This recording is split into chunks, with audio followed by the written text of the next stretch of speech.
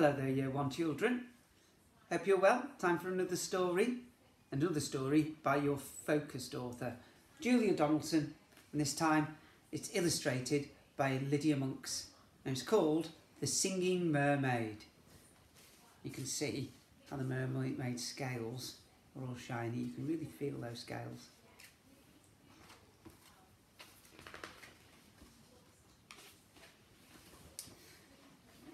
Did you ever go to Silver Sands on a sunny summer's day? Then perhaps you saw the mermaid who sang in the deep blue bay.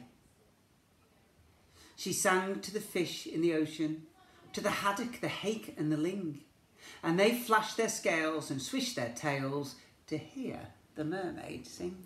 There she is, singing to all the different types of fish. And sometimes the singing mermaid swam to the silvery shore. She sat and combed her golden hair, and then she sang some more. She sang to the cockles and mussels, she sang to the birds on the wing, and the seashells clapped and the seagulls flapped to hear the mermaid sing.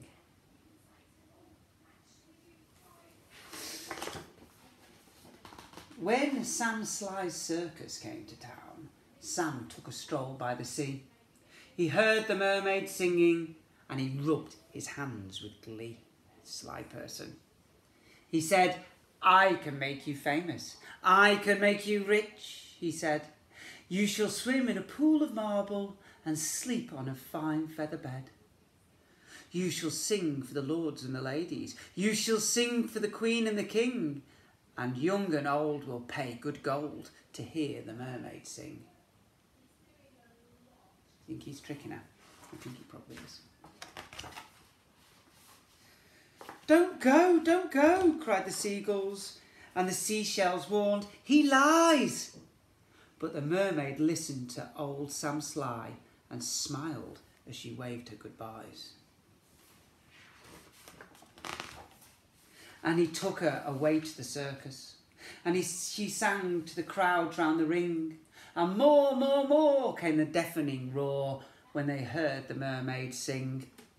Looks like she's enjoying herself at the moment in the circus. Now the mermaid shared a caravan with Annie the acrobat, and Ding and Dong the circus dogs, and Bella the circus cat. And she made good friends with the jugglers, and the man who swallowed fire, and the clown with the tumble-down trousers, and the woman who walked on wire. All those different circus performers. But she wasn't friends with old Sam Sly. No, she didn't care for him, for he made her live in a fish tank where there wasn't room to swim. And there was no pool of marble, there was no feather bed, and when she begged him, "Set me free," he laughed and shook his head. Oh, so she was tricked. All summer long the circus toured, all autumn, winter, spring, and many a crowd cheered long and loud to hear the mermaid sing.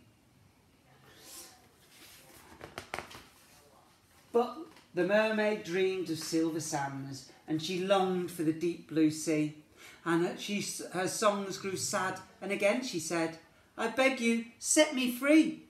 But again he laughed and shook his head, and he told her, "No such thing. Here you will stay while people pay to hear the mermaid sing." Oh, he's mean, isn't he?